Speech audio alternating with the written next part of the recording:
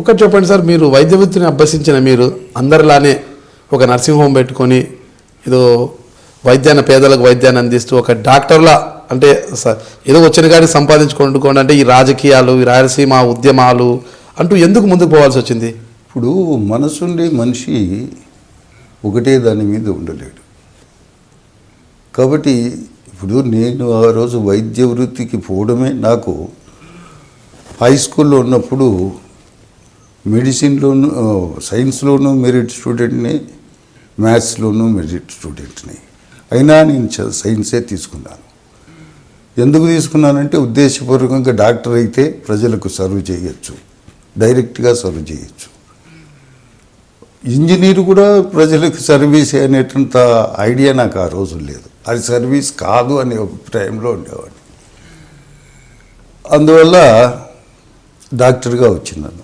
డాక్టర్గా వచ్చి డైరెక్ట్గా ఉద్యోగం లేకపోకుండా ఇంకొకరి కింద ఎందుకు ఉండాలనే ఉద్దేశంతో నేను ప్రాక్టీసే చేసినాను. పేదల డాక్టర్గానే అయిపోయినాను. మరి దీనికి ఒక మనిషికి ఒక ధ్యేయం అనేది ఉంటుంది. ఆ ధ్యేయమే మనిషిని నడిపిస్తుంది. కాబట్టి ఆ ధ్యేయం ఉన్న మనిషికి ఏవేవి జీవితంలో ఎదురుదగులుతా వస్తాయో దాని ప్రకారం అతని జీవితం ట్రాక్ అయిపోతుందే తప్ప అతని కంట్రోల్ అనేది ఏముండదండి. అప్పట్లో మీరు మ్యాథ్స్ సైన్స్లో అంత పట్టున్న మీరు అంటే భవిష్యత్తులో సివిల్స్ చదవాలి అన్న ఆలోచన కానీ ఏం లేదా, డాక్టర్ చదవాలని? అప్పట్లో సివిల్స్ అనేది లేదు. డాక్టర్ కోర్స్ అనేదే చాలా పెద్ద వృత్తి కింద లెక్క. సివిల్స్ అనేది అంటే మీద పెద్దగా దృష్టి ఉండేది కాదు. అంటే మీలో దాగి ఉన్న కవి, అసలు స్వతహాగా మీరు ఒక కవి, మీలో దాగి ఉన్న కవి తొలిసారిగా ఎప్పుడు బయటపడ్డాడంటారు?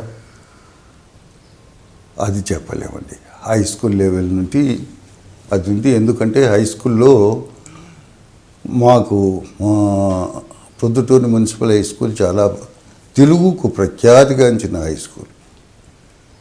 ఎందుకంటే ఇక్కడ పెద్ద పెద్ద పండితులు, అందరూ పండితులే. కానీ ఉదాహరణకు చెప్పాలంటే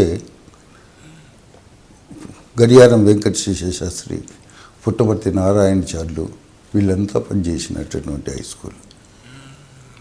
అందుకని విద్యార్థులు చాలామంది, నేనే కాదు, సాహిత్యం మీద విపరీతమైన మోజు ఉండేది. ఆ రోజు మా క్లాస్మేట్స్, మా బ్యాచ్మేట్స్, నా సమకాలికులైన వాళ్ళందరికీ అట్లే ఉండేది. ఈరోజు కూడా వాళ్ళల్లో బ్రతుకున్న వాళ్ళు ఆ టేస్ట్ను పోగొట్టుకోకుండా ఇప్పటికీ అట్లే బ్రతుకుతున్నారు. మీ విద్యాభ్యాసంలోనే అంటే మీరు సాహిత్యం మీద మంచి అవగాహన ఉన్నవారు. అంటే మీరు మొట్టమొదట కవిత అంటే ఇది బాగుంది, చాలా బాగా రాశావు, అందరిని ఆకట్టుకునేలా ఉంది అన్న కవిత ఏది ఉందంటారు మొట్టమొదటిది? చిన్న చిన్నగా హై స్కూల్లో ఉన్నప్పుడు పద్యాలు అటెంప్ట్ చేసి మా టీచర్లకు చూపించేవాడిని. అంతవరకే పబ్లిష్ కూడా కాలేదు. తర్వాత మేము ఇక్కడికి పోయినప్పుడు కవిత మ్యాగజైన్ రన్ చేసేటప్పుడు దాంట్లో వ్యాసకర్తగా తయారయ్యాడు. అప్పుడు చిన్న గేమ్ ఒకటి రాశాను. కవర్ పేజీకి సూట్ అయ్యేదానికి కవిత బొమ్మను ఆయన బాపు గారు వేశారు దానికోసమని. ఏది అదేదో వసంతంలో కవిత అని ఆయన వేసినారు. దాని గురించి ఒక గేయం రాసినారు. అది గజ్జలమల్లారెడ్డి పెద్దగా అప్రిషియేషన్. నువ్వు కవిత్వమే ఎందుకు రాయబోయి, నువ్వు ఎందుకు ఆ వ్యాసాలు రాస్తావని. కానీ నాకు వ్యాస రచయిత కానీ నాకు దాంట్లోనే అట్లే ఇష్టము ఉండింది. ఆ విధంగానే చేయి తిరిగిపోయింది. అట్లాగే నీకు ప్రపంచంలో కూడా నేను వ్యాస రచయితగానే ఉన్నాను. నేను చాలా లేట్గా కథలు కూడా రాసింది చాలా లేట్ వయసులో రాశాను. మొదటి నేను దీనిగానే వ్యాస రచయితగానే వచ్చినాను. వివిధ పత్రికలకు కూడా వ్యాసాలు రాస్తూ వచ్చినాను. తరువాత పుస్తక రూపంలో వచ్చింది మొదట ఒక అనువాదం. అవే విత్ ఆల్ పెస్ అని ఒక డాక్టర్, ఆయన ఇంగ్లాండ్లో నుండి చైనాలో సెటిల్ అయ్యి ఆ సొసైటీని గురించి రాసినారు. దాని గురించి నేను ఎమర్జెన్సీలో అరెస్ట్లో ఉన్నప్పుడు ఆయన సికే నారాయణ రెడ్డి గారని పెద్ద ఆయన, ఎక్స్ ఎమ్మెల్యే, వాయిల్పాడు ఎమ్మెల్యే, ఆయన ఎక్స్ట్రీమిస్ట్గా అరెస్ట్ అయినాడు.